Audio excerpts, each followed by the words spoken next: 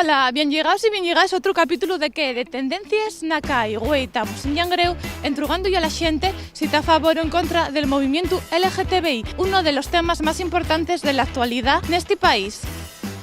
Entamamos. Espero de verdad que no haya nadie en contra, por Dios. ¿Cree que la sociedad actual está a favor de los gays? ¿O cree que en ese aspecto todavía tenemos que madurar mucho? Esa gente, yo creo que todavía hay discriminación y que hay mucha represalia sobre la gente. Y hay que respetarles eso, y cada uno tiene opción a libertad. Sí. Este señorín púsose muy en serio, pero sabe de lo que fala, y con razón. Hay gente en Llangreu que sigue comentando que la tierra ye plana, pero ¿qué ye esto? ¿En qué siglo estamos? ¿Nel 10? ¿Nel 20? ¿Nel 21? Bueno, pues aquí seguimos Llangreu entrugando yo a la gente si está. ¿Cómo era la entruga? ¿Quiere responder a una preguntina? Vale. ¿Usted cree que la sociedad actual está a favor o en contra del colectivo gay?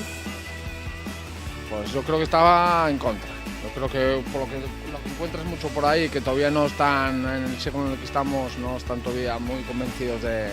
Pues gente, el otro día vi a una señora por ahí que estaban dos chicos ahí en un banco hablando y tal, y quedaban así como mirando, como...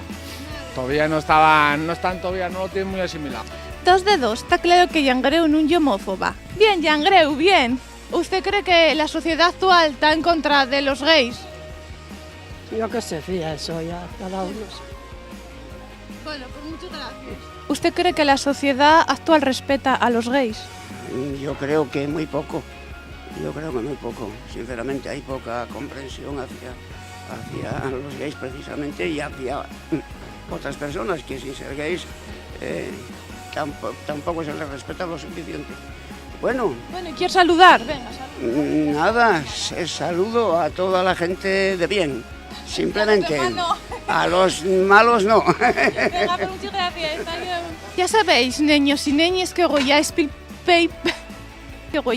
play presta. A los malos no los saludar, a los buenos sí. Está claro que la gente en Llangreu respeta a los gays y al colectivo LGTBI. Y vosotros podéis comentar debajo del vídeo. Vecinos.